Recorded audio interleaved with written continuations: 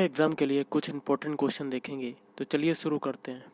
पहला क्वेश्चन है, बरेली एक पारंपरिक कला का प्रकार है। बरेली नामक स्थान जो है वो किस राज्य में है? तो बरेली नामक स्थान है ऑप्शन 1 महाराष्ट्र में। तमिलनाडु के निकटवर्ती या समीपवर्ती जो राज्य हैं वो कौन से हैं? तो ऑप्शन 1 केरल, कर्नाटक और आंध्र प्रदेश। निम्नलिखित में से किसकी सुनने की शक्ति इतनी तीक्ष्ण होती है कि वह वायु से पत्तों के हिलने की ध्वनि और घास पर किसी जानवर के चलने की ध्वनि में अंतर कर सकता है?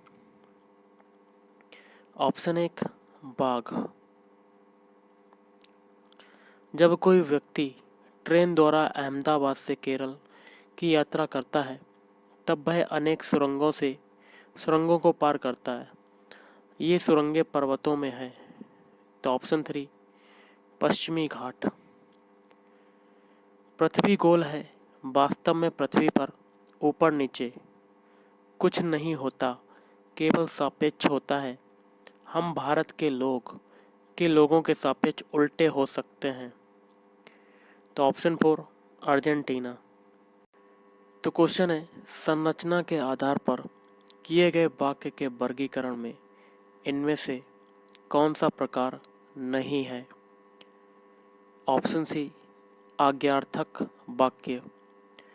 सुदामा के तंदुल का अर्थ क्या होता है? तो ये होता है ऑप्शन सी सामान्य किंतु प्रेम पूर्वक भेंट। खरी मजूरी चोखा काम का अर्थ क्या होता है? तो ये होता है ऑप्शन बी पूरी मजदूरी देने पर अच्छा कार्य होता है। अगला देख लेते हैं, हिंदी भाषा शिक्षण की विधि है। ऑप्शन डी ये सभी अनुकरण विधि, आगमन निगमन विधि और भाषा प्रयोगशाला। गृह कार्य का मुख्य उद्देश्य है।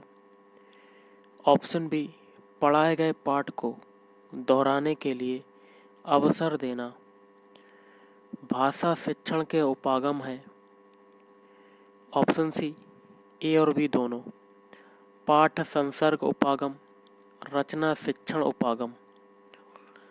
छात्रों के शब्द भंडार में वृद्धि करने का उपाय है। तो ऑप्शन डी उपरोक्त सभी।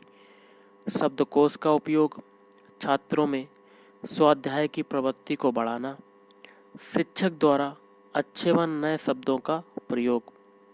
अगला आगमन विधि के रूपों की संख्या है। Option B 2। शिक्षण कौशल का उपयोग किया जाता है। ए और बी दोनों, कक्षा के अंदर और कक्षा के बाहर। अगला है लिखित अभिव्यक्ति का साधन नहीं है। ऑप्शन सी वाद विवाद।